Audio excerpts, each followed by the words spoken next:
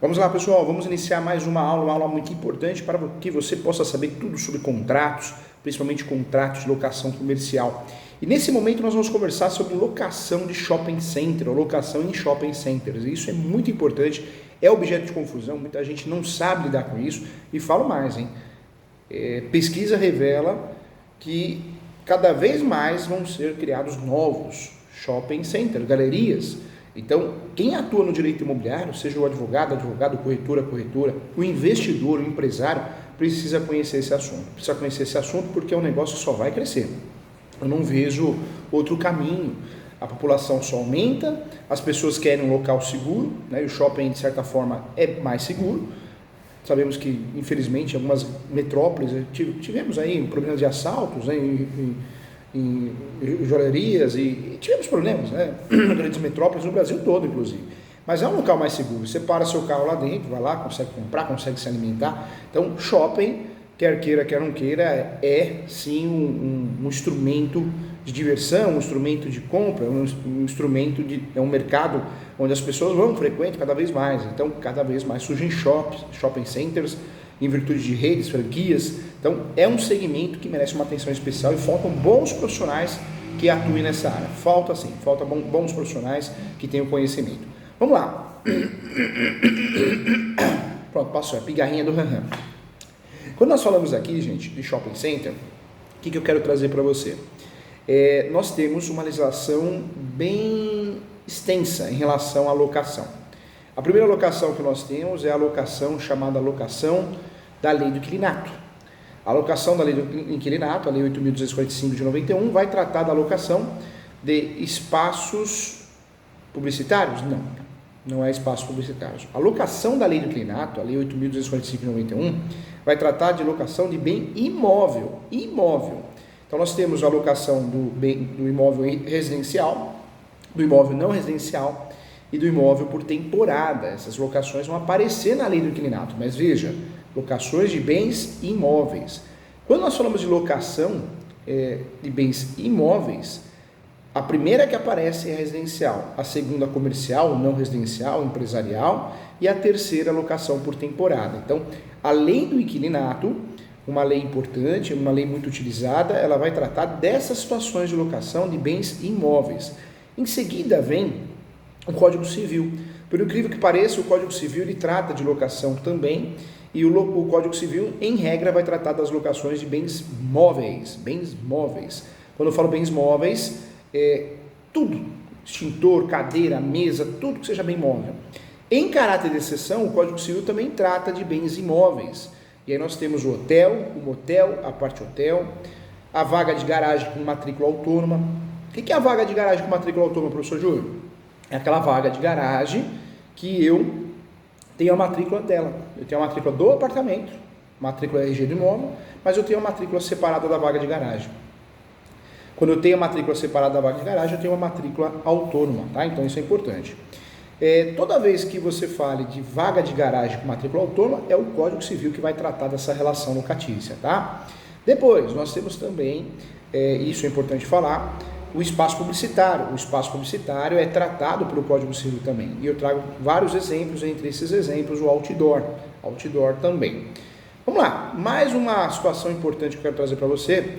Então, dentro do Código Civil, a regra é tratar da locação. O Código Civil trata das locações, relações locatícias de bens móveis. Em caráter de exceção, hotel, motel, a parte hotel, espaço publicitário e vaga de garagem com matrícula autônoma.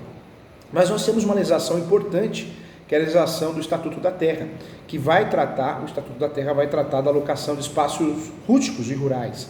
O Estatuto da Terra trata do arrendamento rural, também é uma legislação muito importante. Então veja, olha como falar que o assunto locação é simples, não é simples não, nós temos muitas informações importantes. E aí você vai falar para mim, professor Júlio, e o shopping center? Qual que é a lei que vai tratar da locação de shopping center, galerias? Qual que é essa lei? Então, nós vamos bater um papo sobre isso, conversar muito sobre isso. Quando nós falamos de shopping center, atualmente, nós não temos uma lei específica que vai tratar da relação de shopping center. Nós usamos por analogia, em relação ao shopping center, algumas questões da lei 8.245 de 91 e também a lei 10.406 do dia 10 de janeiro de 2002, que é o Código Civil. A natureza dos contratos de locação de shopping center são chamadas de contratos híbridos, porque é um contrato diferente da locação pura da Lei 8.245 de 91. Então vamos conversar muito sobre isso, tá bom? Vamos lá.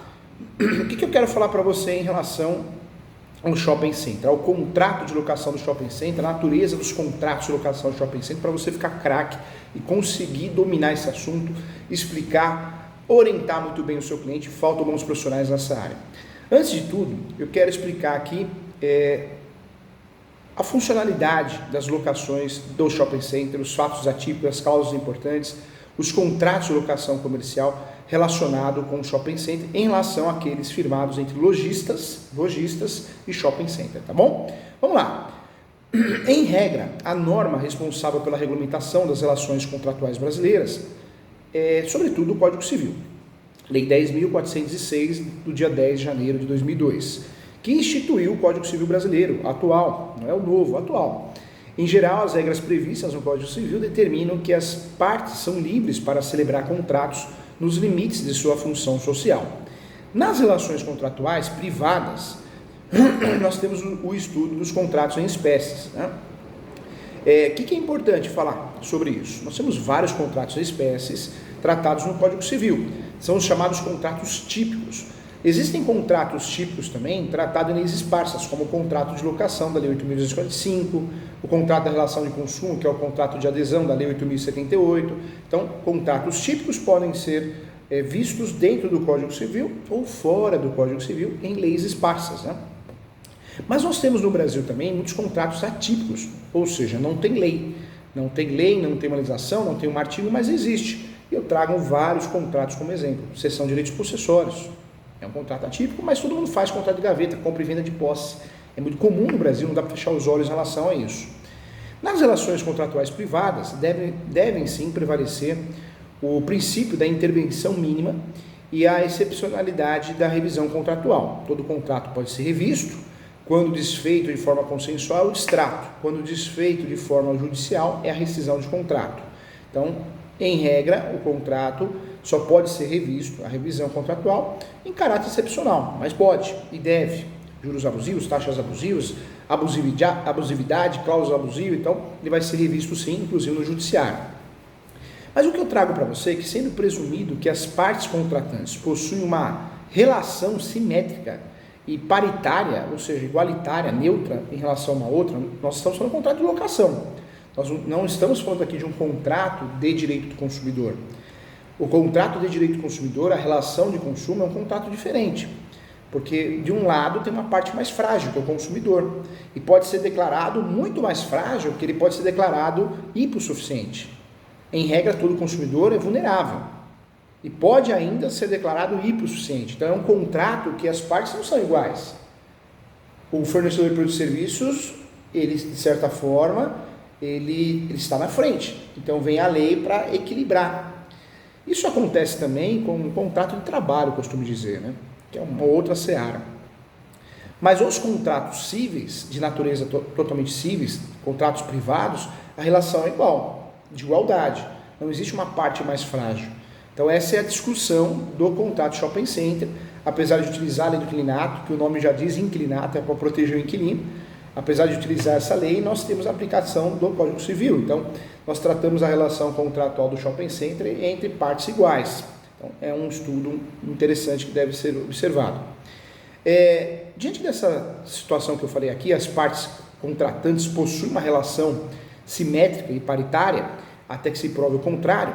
A partir dos elementos concretos, nós podemos dizer que esse contrato, desse modo, busca-se sim garantir que as partes, possam negociar livremente quais serão os termos do seu contrato, de modo a assegurar, inclusive, a sua liberdade para decidir quais serão os padrões contratuais, as cláusulas contratuais, desde que não sejam abusivas, os objetivos para a interpretação das cláusulas negociais e também dos seus pressupostos de revisão, resolução, até de previsões sobre como preferem alocar os riscos decorrentes da relação contratual entre si. Nesse sentido, gente, eu explico para você que vale ressaltar sim, também, que a revisão contratual ocorrerá somente de maneira excepcional e limitada, tá? Na locação de shopping center e outras locações do Código Civil. Quando falamos em locação de shopping center, o direito contratual nos traz, e podemos separar em duas categorias, tá? A primeira de contratos típicos, que eu já falei, que tem previsão legal, são vários, ou na lei ou no Código Civil, e os contratos atípicos, ou chamados híbridos, que não tem lei específica, que não propriamente são previstos em lei, como a seção de direitos possessórios. Não tem um nome específico, tá? Então podem ser celebrados conforme melhor entendimento, desde que respeite os requisitos de validade do negócio jurídico, que inclusive estão previstos, né, no artigo 104 do Código Civil e também no artigo 197 do Código Civil. Então vamos lá. Assim, para que um contrato, por exemplo, seja válido, é necessário que o acordo entre as partes seja feito entre agentes capazes. Então, isso é regra. Possui objeto lícito, possível, determinado ou determinável, e atenda à forma prescrita ou não defesa em lei. Eu quero tratar com você, e vale ressaltar, portanto, que podemos celebrar contratos atípicos, porque o legislador brasileiro atende, de fato, né, que a validade da declaração de vontade não dependerá da forma especial, salvo quando a lei expressamente exigir. No caso do contrato de compra e venda de imóveis, artigo 108, toda transação imobiliária acima de 30 salários mínimos, eu sou obrigado a fazer esse contrato por instrumento público, que é feito pelo tabelião de notas. Então, nessa lógica aqui, gente, o Código Civil brasileiro, ele estabeleceria, portanto, um panorama geral das normas contratuais brasileiras, regulamentando, por exemplo, contratos de locação de coisas, contratos de compra e venda, contratos de doação, contratos de mútuo, entre outros, né? Além dos princípios e diretrizes contratuais a serem obedecidas pelas partes para que o contrato seja válido, também, contudo, como dito anteriormente, outras leis podem incidir também sobre a celebração dos contratos, contendo normas específicas para determinados setores, né? Isso acontece muito no Brasil, a depender da natureza jurídica do acordo, do negócio acordado, né? Este é o caso, por exemplo, da Lei 8.245 de 91. É uma lei que trouxe aí, que dispõe sobre as locações dos imóveis urbanos e os procedimentos a elas pertinentes. É uma lei que não trata só do contrato, da parte material de cláusulas, mas trata das ações também. Nós temos as ações locatícias, ação de rescisão de contrato, que é a ação de despejo na locação, ação revisional de aluguel para aumentar ou diminuir, ação renovatória para renovar o contrato de locação, temos a ação também, a chamada ação de consignação de pagamento de aluguel. Então, trata das ações locatícias, né? Lembrando que nós temos as ações locatícias também atípicas, a chamada ação de indenização de fundo de comércio. Eu, inquilino, perdi o ponto comercial do nada, eu posso fazer uma ação de indenização, pedindo uma indenização, não só das benfeitorias, mas do meu ponto comercial. O nome dessa ação é a ação de indenização de fundo de comércio. Outra ação importante é a chamada ação reparatória de luvas. A luvas no Brasil pode ser cobrada? A luva? Pode. Inicialmente, na renovação do contrato não, porque seria um abuso, então é importante bater um papo sobre isso. Portanto, gente, o que eu quero trazer para você?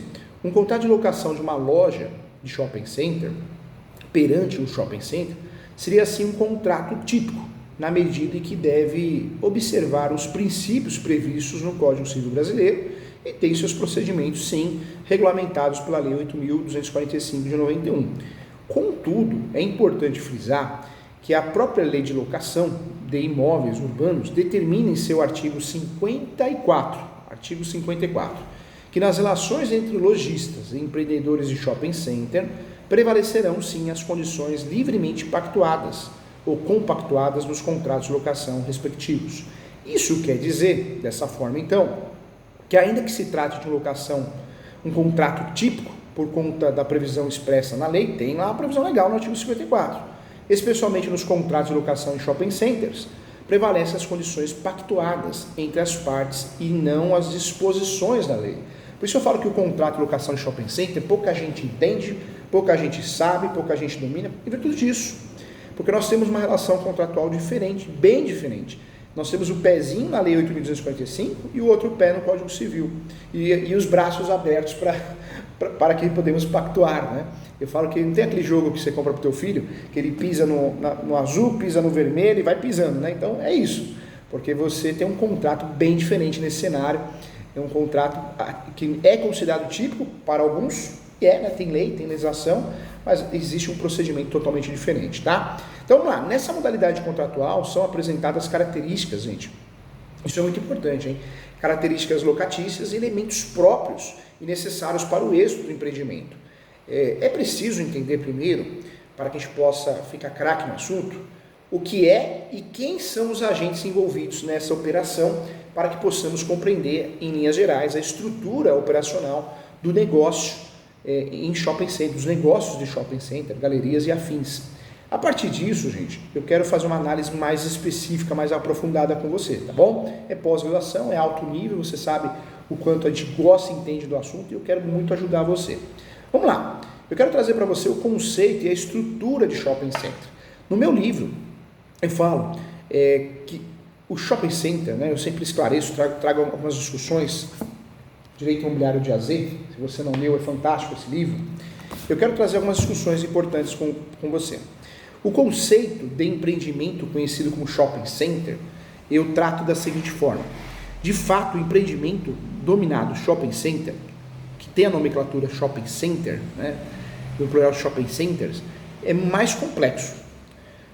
Além da construção do prédio, que envolve incorporação, investidores, propriamente dita, o empresário deve organizar os gêneros da atividade econômica que nele deve ser instalado, que deve ser de fato, que vão ser instalados para atividade econômica, para atividade de lucro. A ideia básica do negócio é por a atividade econômica que nele se instalarão. A ideia básica do negócio é pôr à disposição dos consumidores em um local único, de cômodo, né? Acesso e seguro aos clientes, aos consumidores. A mais variada sorte de produtos e serviços, ali tem tudo. No shopping center a gente encontra tudo. Sempre tivemos aí a praça de alimentação, mas hoje cada vez mais, né? Hoje, se você pegar o shopping center, até no estacionamento tem lava rápido, oficina, troca de óleo, vários serviços, né?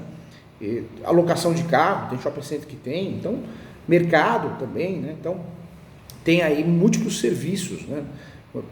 Procura atender múltiplas necessidades do consumidor. Então é realmente um contrato bem diferente dos demais.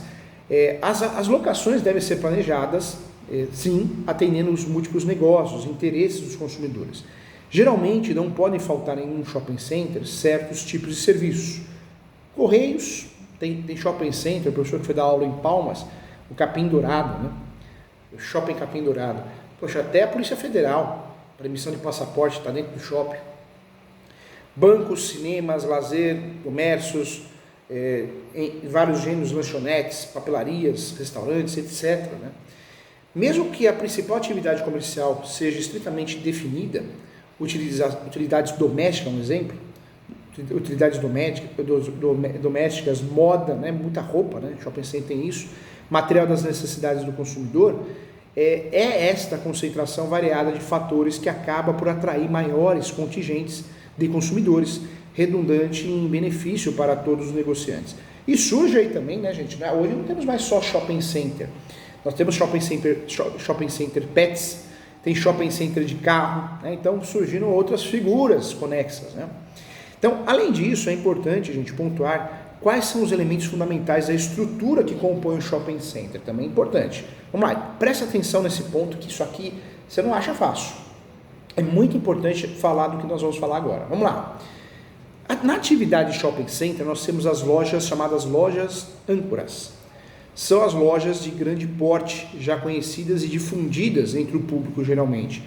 São localizadas nas extremidades do shopping e que incentivam em grande parte a visita de consumidores ao shopping center. Vamos falar uns exemplos aqui. Eu acho que McDonald's, Cinemark, né? Cinemark, Burger King. Então, lojas âncoras. Ou seja, por incrível que pareça, essas lojas âncoras, elas pagam aluguel, um espaço maior e pagam um aluguel menor, porque elas atraem o consumidor. Elas atraem o consumidor, então possuem diversas vantagens, né? Isso é chamado de lojas âncoras. Existem ainda as lojas satélites, são lojas de menor porte e escala, quando comparadas às lojas âncoras, mas também trazem estimada, né, ao shopping center, estima ao shopping center produtos novos, então também.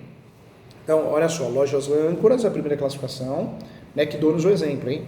Lojas satélites, e aí eu trago para você as chamadas lojas temente, mix, que é a estruturação do complexo de lojas de modo a atender o objetivo comercial almejado pelo empresário também, tá? Outro conceito que nós devemos guardar aqui na alocação de shopping center é a clientela de corredores. Clientela de corredores. O que é clientela de corredores? É um conceito formado a partir da perspectiva de não poder possuir lojas voltada para a rua, né, com o fim de estimular a circulação dentro do shopping center, dentro do centro e, consequentemente, interesse para todas as lojas que integram, né? Então é importante também, tá? Então, nós falamos das lojas âncoras, falamos aqui das lojas satélites, das lojas mix, que é o termo utilizado, e da clientela de corredores, ok? A motivação para ingressar nessa relação contratual torna-se clara porque os shopping centers simbolizam um dos mais importantes centros mercantis na economia moderna. É fato, não adianta esconder isso, justamente por buscar endereçar em um só lugar todas as necessidades dos consumidores, por isso trata-se de uma alocação de natureza comercial, tá? Então, a jurisprudência, ela entende sim que é uma alocação de natureza comercial. Quem são os agentes no contrato de locação de shopping center? Vamos tratar sobre isso? Um contrato de locação de shopping center tem os seguintes agentes. Vamos lá? Presta atenção aqui, tá? Mudando de assunto aqui, hein? Primeiro, aprofundando, pós, alto nível. Primeiro, lojistas. Segundo, os empreendedores do shopping center. Então, os agentes seriam as partes. Nós temos de um lado os lojistas, do outro lado os empreendedores do shopping center. Elas equivalem, respectivamente, às figuras de locatários e locadores, tá? Sobre o empreendedor do shopping center, vale ressaltar que seu objeto maior é sim exercer atividade econômica, ou seja, gerar riqueza. Ele ou eles, né, projeta e executa e administra toda a estrutura formada para a organização conjunta do shopping, para potencializar seus lucros. Nesse arranjo contratual, gente, a sua participação tem a finalidade de implantar o centro comercial shopping center, oferecer vantagens aos lojistas e ao público como forma de ampliar os frequentadores e, consequentemente, as vendas do shopping ali surtidas. Por isso, o shopping center você paga, além do aluguel, você paga o condomínio, você paga no final do ano um aluguel a mais, 1, 2, 3, tem casos de 3 aluguéis a mais.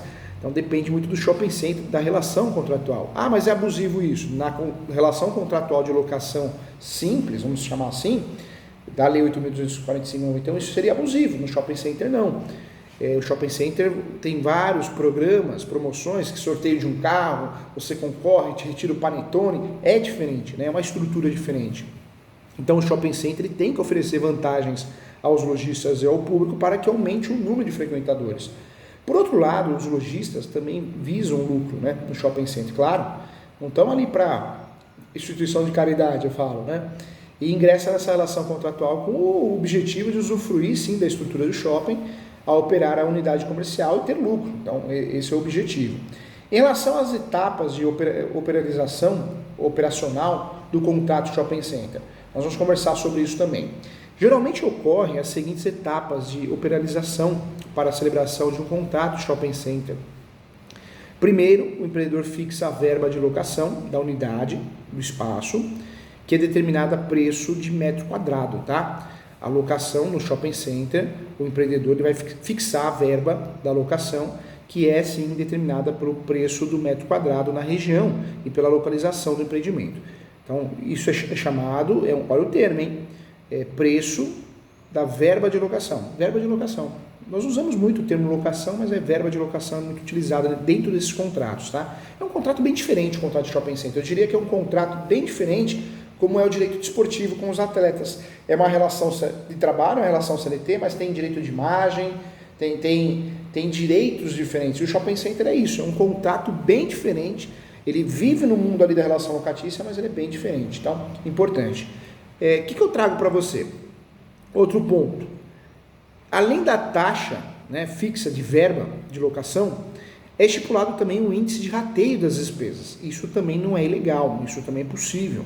Isso também faz parte desse contrato atípico, que equivale ao pagamento de uma espécie de condomínio, tá? Então o nome é rateio de despesas, mas também chamado de condomínio, que não obedece à lógica de um preço único, visto que há diferença de tipos de estabelecimento. Então, o condomínio, em regra, todo mundo paga o mesmo valor, a não ser a cobertura, né? Normalmente a cobertura é um espaço maior, mas no shopping center existe uma divisão, um rateio diferente. E aí nós vamos tratar desse assunto na próxima aula, para você ficar curioso. Então me espera aí, já estaremos de volta daqui a pouquinho, tá bom? Até já!